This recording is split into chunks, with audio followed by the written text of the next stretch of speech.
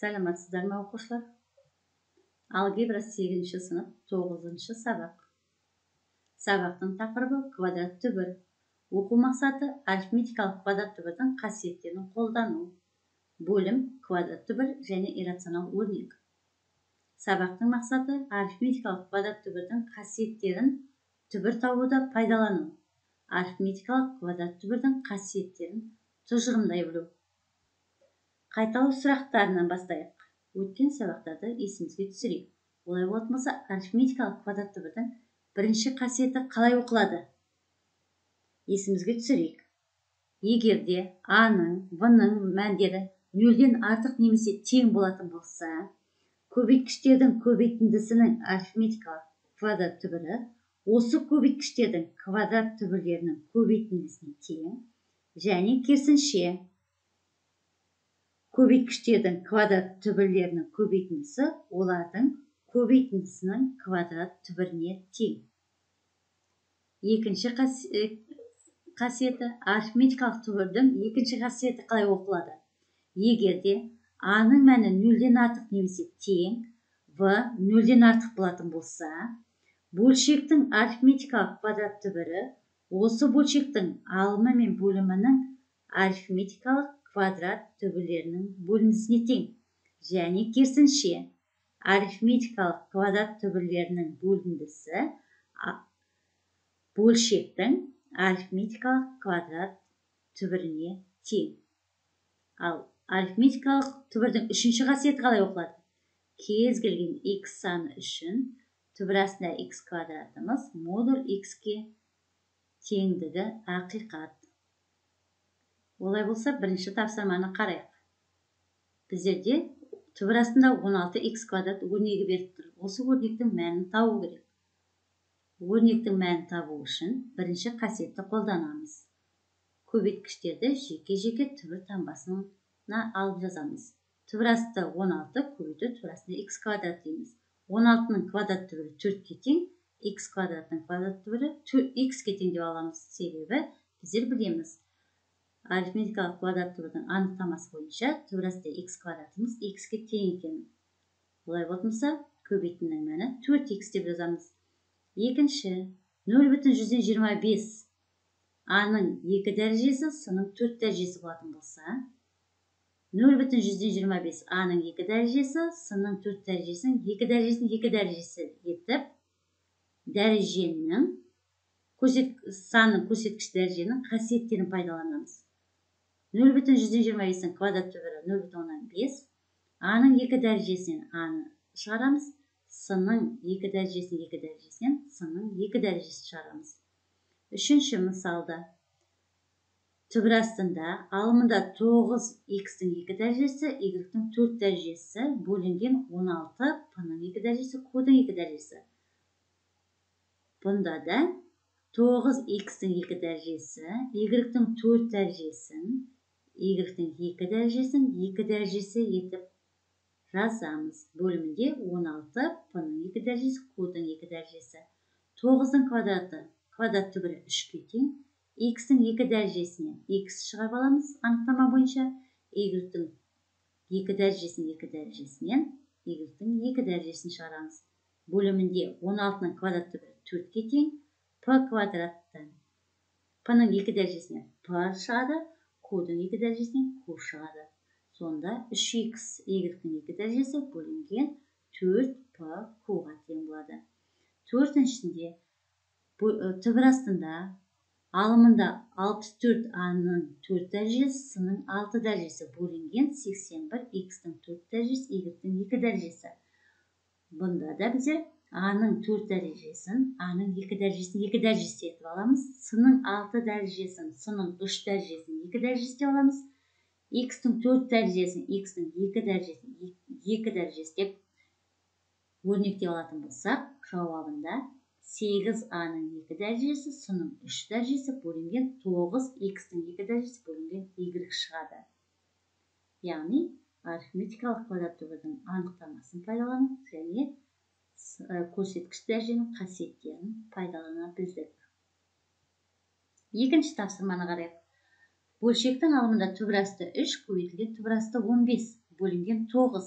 Бұл өрнектің мәнін табу үшін біздер түбірасты 3-ті жазып қойып, түбірасты 15-ті түбірасты 3 көбейтілген түбірасты 5 деп көбейтінді түрде жазсақ, бөліміне 9-ды жазып қоямыз. Сонда түбірасты 3-ті түбірасты 3 көбейткен түбірасты 3-тің 2 дәрежесі ол біздерде 3-ті береді. Квадрат түбірдің анықтамасы бойынша. 3 пен 9-ды қысқартамыз. Сонда бөлімінде 3 болады, алымында түбірасты 5 қалады. Екінші есебінде түбірасты 2-ні түбірасты 2-ге қосып, оған түбірасты 2-ні 3 рет қосатын болсақ, ол 3 түбірасты 2-ге тең болады. Ал бөлімінде түбірасты 2-ні 3 рет көбейтетін болсақ, ол 2 түбірасты 2-ге тең. Себебі түбірасты 2-ні түбірасты 2 көбейткенде түбірасты 2-ні квадраты ол 2-ні береді. 2-ні түбірасты 2 көбейтсек, 2 түбірасты 2. Сонда бөлшектің алымындағы және бөліміндегі түбірасты 2-лер қысқарады. Сонда 3 бөлінген 2 қалады. Бұл бұрыс бөлшек. Аралас санға айналдырсақ, 1/2-ден 1-ге тең. Ал үшінші есепте 3 түбірасты 6 көбейту түбірасты 10 бөлінген түбірасты 15. Бұл өрнектің мәнін табу үшін түбірасты 6 мен түбірасты 10-ды көбейтіп, бір түбірге алып жазамыз. Түбірасты 60 деп. Яғни 3 көбейту түбірасты 60 бөлінген түбірасты 15. Енді түбірасты 60-ты түбірасты 4 көбейтілген түбірасты 15 етіп көбейтінді түрде түрлендіріп жазуға болады. Сонда 3 түбірасты 4 көбейтілген түбірасты 15 бөлінген түбірасты 15. Бұнда бөлшектің алымында және бөлімдегі түбірасты 15-тер қысқарып кетеді. Сонда 3 түбірасты 4 қалады. Ал 4-тің квадрат түбірі 2, 3-те 2 өтеміз 6. Енді оқулықпен жұмыс жасайық. Номер 3-те 9-шы есеп. Берілген өрнектердің мәнін табыңыздар. Біздерде өрнек түбірасты 63 көбейтілген түбірасты 28 беріліп тұр. Бұдан біздер бірден түбір таба алмаймыз. Сондықтан түбірасты 63 пен түбірасты 28-ді бір түбірге алып, оларды жіктеп жазамыз.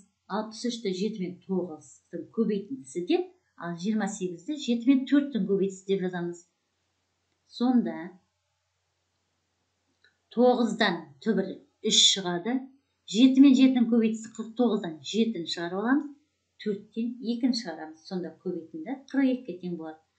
Екінші есепте түбірасты 6-ны түбірасты 24-ге бөлген кезде біздер квадрат түбірдің екінші қасиетін пайдаланып, бір түбірге алып 6 бөлінген 24 деп жаза аламыз. 6 мен 24-ті қысқартып, түбірастында 4-тен 1 деп жазамыз. Ал 4-тен 1-дің квадрат түбірі 2-ден 1-ге тең. Үшіншісінде 0,15 пен 0,132 түбірастында, яғни 0,15 көбейту түбірастында 0,132 квадрат түбірдің бірінші қасиеті бойынша 0,15 пен 0,132-ні бір түбірге алып, түбірастында 0,116 етіп жазаламыз. Көбейтінді, яғни 0,116. Ал 0,116-ның квадрат түбірі 0,14-ге тең.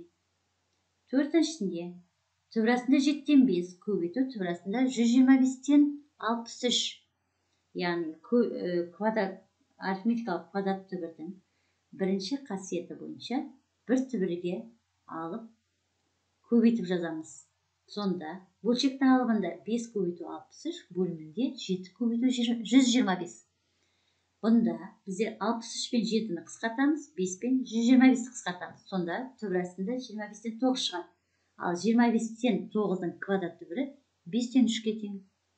Бесіншісінде түбірастында 3,5-тен 1 көбейту түбірастында 0,12. Яғни квадрат түбірдің бірінші қасиеті бойынша бір түбірге алып көбейтіп жазамыз. Сонда 3,5-тен 1-ді бұрыс бөлшекке айналдырып, 5-тен 16 дейміз, көбейту 0,12-ні 5-тен 1 деп жай бөлшек түрінде жазамыз. Сонда түбірастында 5-5-ін 25 болады, 16-ны 1-ге өтеміз, 16 түбірастында 25-тен 16. Бұдан арифметикалық квадрат түбірдің екінші қасиеті бойынша жеке-жеке түбір табамыз. Сонда 16-дан квадрат түбір тапсақ 4-ге тең, 25-тің квадрат түбірі 5-ге тең. Сонда 5-тен 4-ге тең мәні. Алтыншысында түбірасты 15 бөлінген түбірасты 135. Екінші қасиет бойынша арифметикалық квадрат түбірді бір бөлшекке жазамыз. 15 бөлінген 135. Бұнда біздер 15-ке қысқартып жіберейік. Сонда түбір астында 9-дан 1. Ал 9-дан 1-дің квадрат түбірі 3-тен 1-ге тең. Енді 3-те 16-шы есепке қарайық. Берілген теңдеулерді шешіп, жауабын мыңдық үрдіске дейін дөңгелектендір дейді. Олай болмаса x квадрат минус 7 тең 0 теңдеуі берілген. Бұндан x квадратты өрнектейтін болсақ, ол 7-ге тең. X квадратын 7-ге тең болатын болса, x-іміз түбір асты 7-ге, x-іміз минус түбір асты 7-ге 2 түбірі бар. Енді түбір асты 7 дегеніміз иррационал сан, оны мыңдық үрдіске дейін дөңгелектейтін болсақ, ол 2 бүтін мыңнан 646-ға тең. Және минус 2 бүтін мыңнан 646-ға тең болады. Екінші есепте 2x квадрат минус 34 тең 0-ге тең болатын болса, 2x квадратымыз 34-ге тең. Ал бұдан x квадратымыз 17-ге тең. Олай болатын болса, x-іміз түбір асты 17-ге тең, және минус түбір асты 17-ге тең. Енді жауабын мыңдық үрдіске дейін дөңгелектейтін болсақ, ол 4 бүтін мыңнан 123 және минус 4 бүтін мыңнан 123-ге тең болады. Енді 3-те 21-ші есепке қарайық. Мына теңдіктерді тура теңдікке айналдыратын x айнымалысының мәндері бар ма деп сұрайды. Бірінші теңдігіміз түбір астында минус x тең болады 7. Олай болатын болса, тура теңдікке айналдыру үшін x-тің мәні минус 49 болу керек. Сонда ғана түбірден 7 саны шығады. Ал екіншісінде минус түбір астында x-іміз 2,8-ге тең болады ма дейді. X айнымалының мәні бұл жағдайда болмайды. Себебі түбірдің алдында минус таңбасы бар. Олай болса, жауабында теріс сан шығу керек. Ал үшіншісінде түбір астында минус 2x плюс 8 тең 0. Яғни x-тің айнымалының қандай мәні болады дейді. Тура теңдікке айналдыратын. Бұндай мән жоқ. Себебі түбір астында минус 2x-іміз минус 8-ге тең бола алмайды. Төртіншісінде түбір астында 0,2x-іміз минус 1,2 тең 0-ге. Бұл жағдайда түбір астында 0,2x-іміз 1,2-ге тең болу керек. Ал бұдан біздер x-іміз 7,2-ге тең бола алады. Яғни бұл жағдайда тура теңдікке айналдыратын x-тің мәні 7,2 болады екен. Себебі біздерде 0,2 x-іміз 1,2-ның квадратына тең. Ал 1,2-ның квадраты 1,144. Оны 0,2-ге бөлетін болсақ, 7,2-ге тең болады. Олай болатын болса, үйге 3-те 13, 3-те 20, алгебра 8-ші сынып 31-ші бет.